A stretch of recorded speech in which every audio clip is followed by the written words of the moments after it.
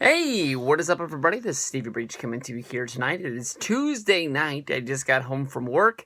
Last night on Monday Night Raw, we had the Divas #1 Contenders match on Monday Night Raw, which basically ended in a draw between Sasha Banks and Becky Lynch to see who would go to WrestleMania 32 to fight Charlotte for the Divas Championship. And honestly, the finish that they had was kind of screwy. There's a lot of people out there who thought that at WrestleMania 32 it was going to be a three-way, so maybe WWE was playing into that with basically, them pinning each other. I thought that it was kind of cheap for the one reason, as if you've been following NXT, the big build-up to see who's going to be fighting Finn Balor at NXT TakeOver Dallas. They had pretty much the same finish between Samoa Joe and Sami Zayn. And there was no clear-cut #1 contender, so they're going to be having a rematch, a 2 out of 3 falls match.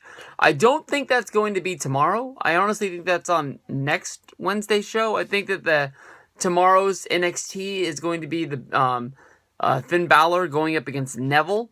In sort of like an exhibition match. I don't think it's a championship match or whatever it is. But before Monday Night Raw was over, we had Charlotte and Ric Flair sort of ride up on Becky Lynch and Sasha Banks and basically grant them one more chance to find out who the #1 contender is going to be. And on SmackDown, which was taped tonight, March 1st, if you're lucky enough to be in Canada, you'll watch it tomorrow on the 2nd. And if you live in America, like most of us, you'll see it March 3rd on Thursday.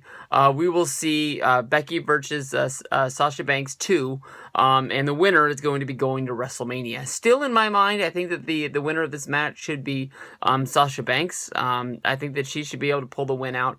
I don't really think that I want to see a three-way at WrestleMania for the one reason of, a three-way is really sort of panned out, and you save the three-way for Payback, Extreme Rules, those B-list pay-per-views. When you think about, Divas championship matches at WrestleMania that you care about, there's not really many of them, but they don't involve 1,000 different girls in there. And that's why I think, Sasha Banks, who really sat in the back during the Divas Revolution as a member of Team Bad and waited for the breakup of Team PCB and all of those different sort of combination of matches that panned out.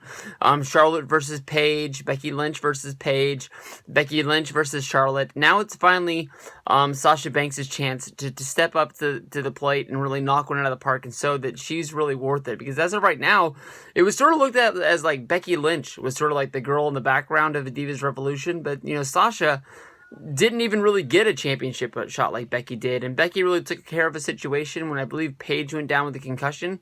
And they really felt that Becky Lynch going up against Charlotte was the best way to go.